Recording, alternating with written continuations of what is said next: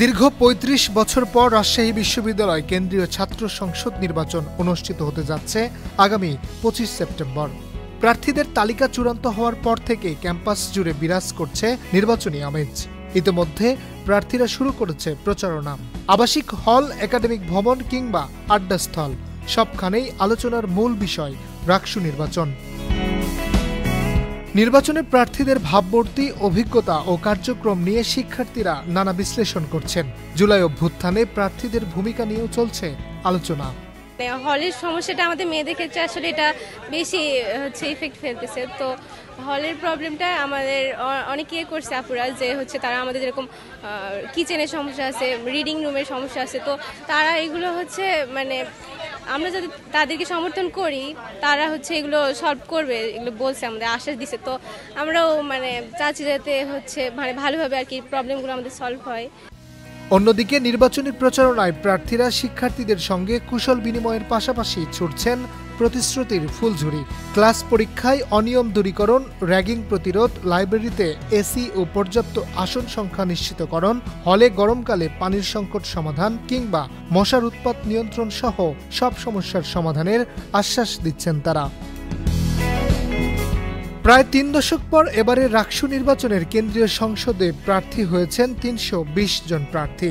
এর মধ্যে vice president অর্থাৎ ভিপি পদে লড়বেন ১৮ জন।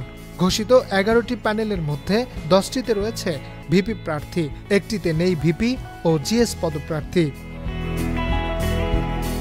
ঘোষিত প্যানেলগুলোর মধ্যে বর্তমানে সবচেয়ে আলোচনায় থাকা ভিপি প্রার্থীরা হলেন ছাত্র শিবির সমর্থিত সম্মিলিত শিক্ষার্থী জোট প্যানেলের মোস্তাকুর রহমান জাহিদ, ছাত্র দল সমর্থিত ঐক্যবদ্ধ নতুন প্রজন্ম প্যানেলের শেখ নূর উদ্দিন আবির, আধিপত্য বিরোধী ঐক্য প্যানেলের মেহেদি সজীব, বামপন্থী ৬ সংগঠনের মোর্চা গণতান্ত্রিক শিক্ষার্থী পর্ষদের Fuad Ratul, RUCSU for radical change প্যানেলের মেহেদি মারুফ এবং রাকসুর ইতিহাসে প্রথম নারী ভিপি প্রার্থী হিসেবে সর্বজনীন শিক্ষার্থী সংসদ প্যানেলের তাসিন খান।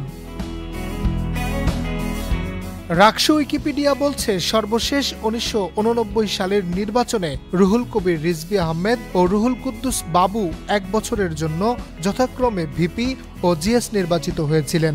মুক্তিযুদ্ধের সময় ১৯৭০ থেকে ১৯৭২ সাল পর্যন্ত রাকসু নির্বাচন অনুষ্ঠিত হয়নি। এছাড়া সামরিক শাসনের জন্য ১৯৭৫ থেকে ১৯৮০ এবং ১৯৮১ থেকে ১৯৮৮ সাল পর্যন্ত নির্বাচন স্থগিত ছিল। ১৯৮৯ সালের পর থেকে বর্তমান সময় পর্যন্ত রাকসু নির্বাচন স্থগিত রাখা হয়।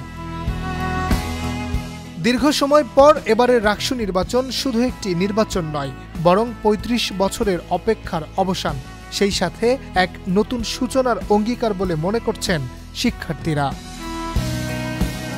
Harunur Rashid, Channel I. LME certified বিশ্বসেরা কপারে তৈরি ওয়ালটন কেবলস, যা আপনার স্থাপনাকে রাখবে সব সময় নিরাপদ।